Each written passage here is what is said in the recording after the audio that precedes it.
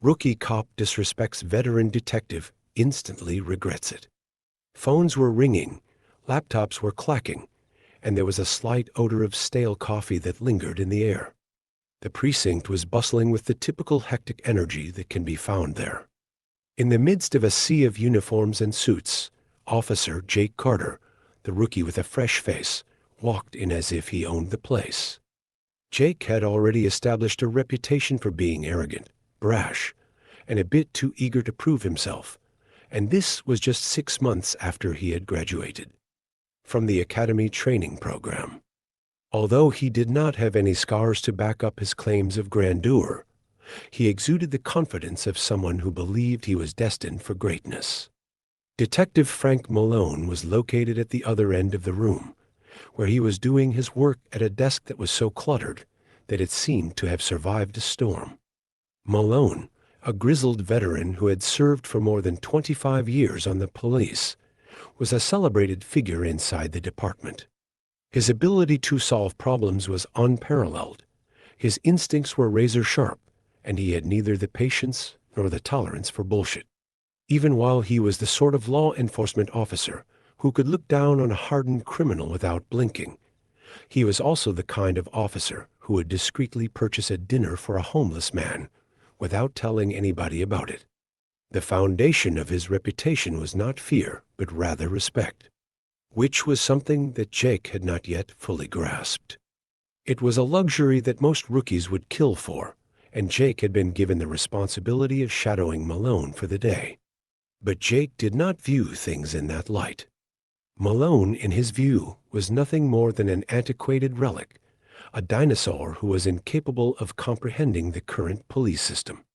Even though he had heard the stories, he was under the impression that they were nothing more than tales. Exaggerated stories created with the intention of making the veteran seem more amazing than he really was.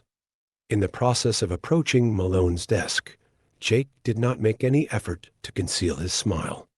It was with a tone that was oozing with disdain that he remarked, "So, you're the famous Detective Malone. It has been said a lot about you.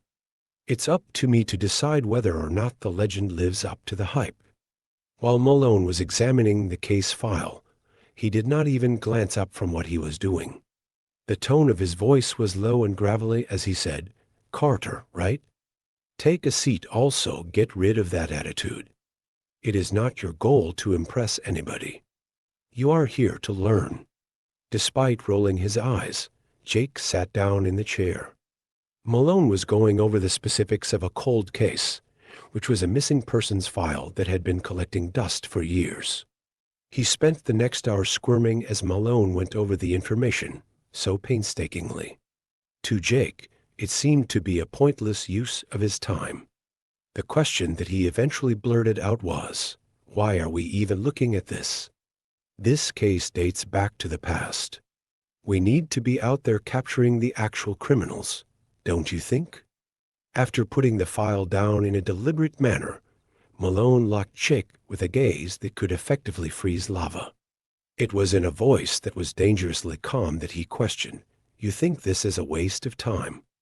Who is that young lady in the picture?" She was 17 years old. The woman had a family, aspirations, and a future. And it is possible that someone is aware of what transpired with her.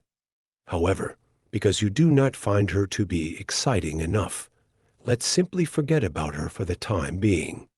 In an attempt to respond, Jake opened his lips, but Malone interrupted him.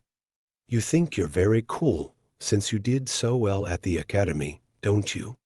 Kid, allow me to share something with you. It is not the purpose of policing to go after criminals and have your name published in the newspaper. Fairness is the issue here. It's about not caring all that much. As of right now, you are demonstrating to me that you do not." Everyone in the room was pretending not to listen, but was really paying attention to every word that was being spoken. Despite the fact that Jake's face was ablaze with humiliation, Malone was not finished. "Do you want to demonstrate your worth? That's fine.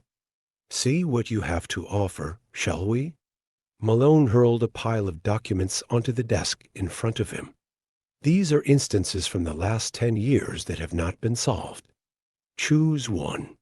It might be anybody. And find a solution to it.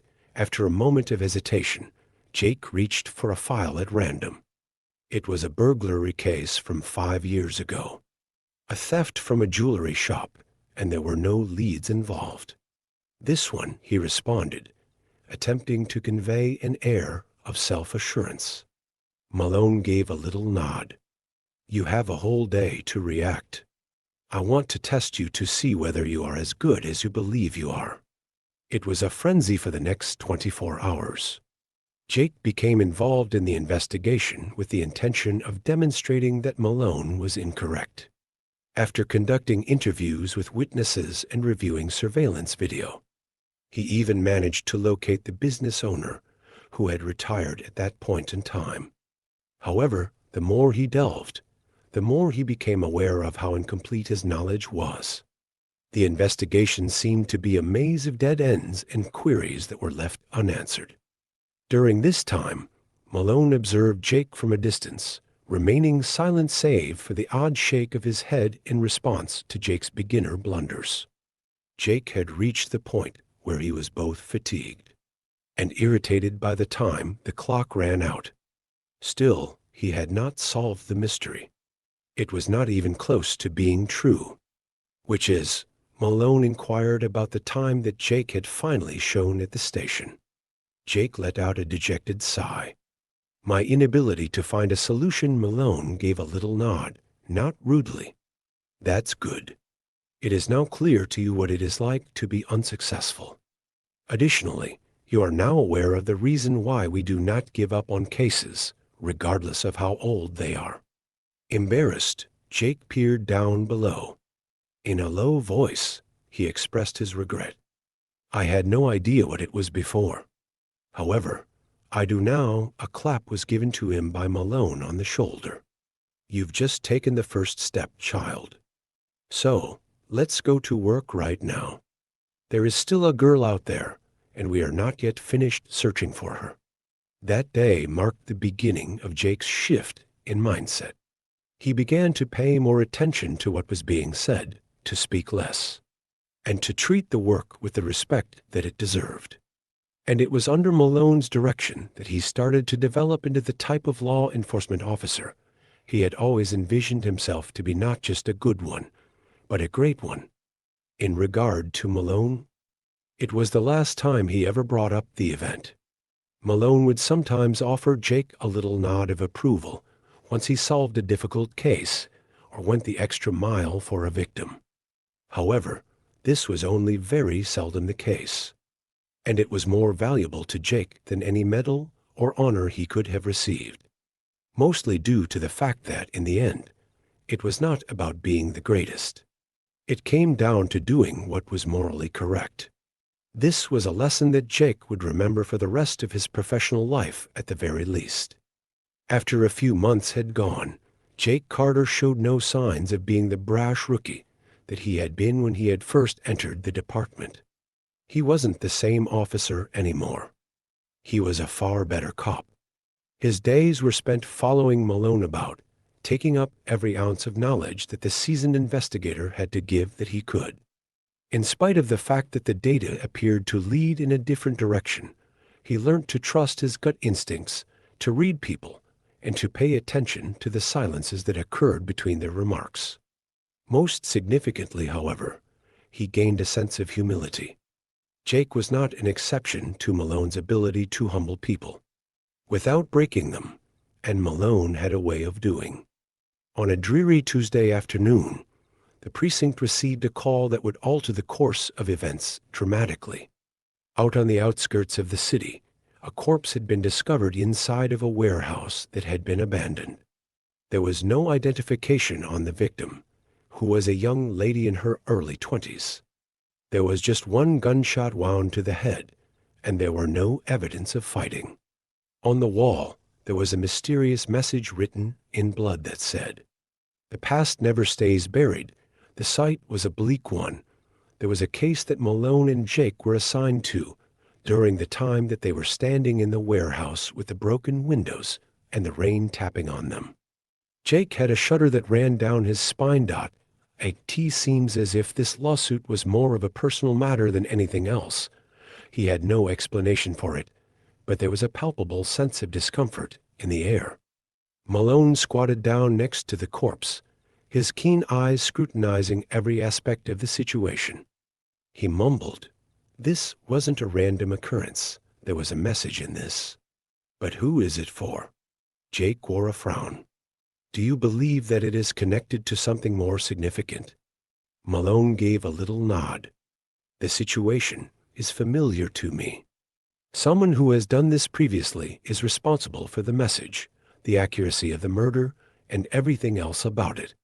And they are not yet finished." As the investigation progressed, the case took a sinister turn.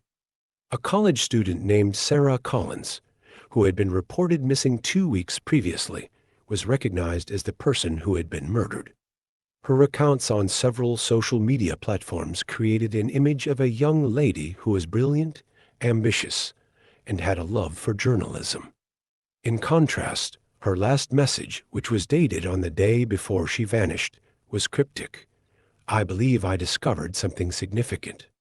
Investigate Blackwater Industries in the event that anything were to happen to me." Industries known as Blackwater. A shock entered Jake's body as he heard the word. It was a broad conglomerate with connections to a wide range of industries, from technology to real estate, and it was one of the largest firms in the city. Everyone believed that they were untouchable, but they were not. While Malone was reading the message, his jaw became more tense. Things have just become a whole deal more tricky. In the course of the inquiry, they fell into a rabbit hole that was filled with danger, cover-ups, and corruption. Every lead that they pursued seems to disappear into thin air immediately. In addition to the disappearance of evidence, witnesses were reticent, and they discovered that they were being followed by unmarked automobiles at every turn. It was obvious that someone did not want them to go too deeply into the matter. Malone approached Jake with a gloomy face one evening as he was sitting at his desk, going over the papers he had been working on.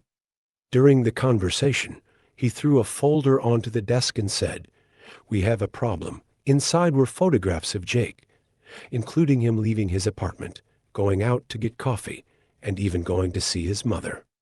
Someone was keeping an eye on him. The contents of Jake's gut churned. "What the hell is I looking at?" Malone hushed his voice and leaned in closer. "The youngster, you are getting too near to me. Their goal is to frighten you away from them." Jack clenched his hands tightly. "To be honest, it's not going to work." "We are not going to back down." Malone looked at him for a little minute before nodding his head. "That's good.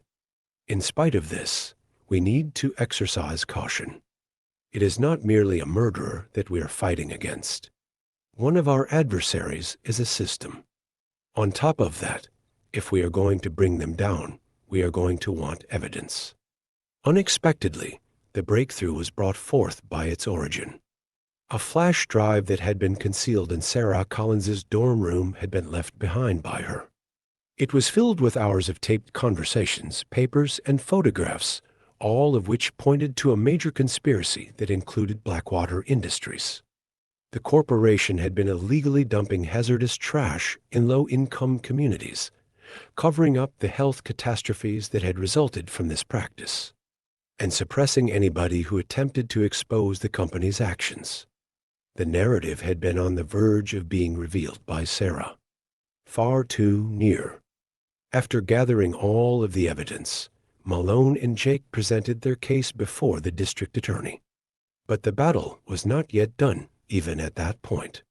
The attorneys representing Blackwater were quite vicious, and their influence extended to a significant portion of the city's power structure. Despite the fact that it took many months of court fights, late nights, and near misses, justice was eventually realized. After the arrest of Blackwater's chief executive officer and the subsequent dismantling of the organization, the relatives of the victims started to glimpse a ray of hope. Jake found himself in the position of standing on the roof of the precinct, gazing out over the skyline of the city after the event had concluded. Malone came over and joined him, lighting a cigarette, and took a deep pull himself. In an effort to break the stillness, Malone replied, "You did a good job, kid." The skull of Jake was shaken. "We performed well. Without you, I would not have been able to survive." Malone let out a giggle. "You're not the inexperienced person who came into this place half a year ago. You have everything it takes to succeed. In any case, try not to let it go to your head." Jake wore a grin. "There are no guarantees." Jake had a feeling of purpose that he had never experienced before as they stood there taking in the sights and sounds of the city below them. He was no longer only a law enforcement officer, a guardian, a seeker of truth, and a warrior for justice. He was all three of these things. In addition, he was certain that he would persevere through whatever difficulties that awaited him with the same tenacity and will that Malone had instilled in him.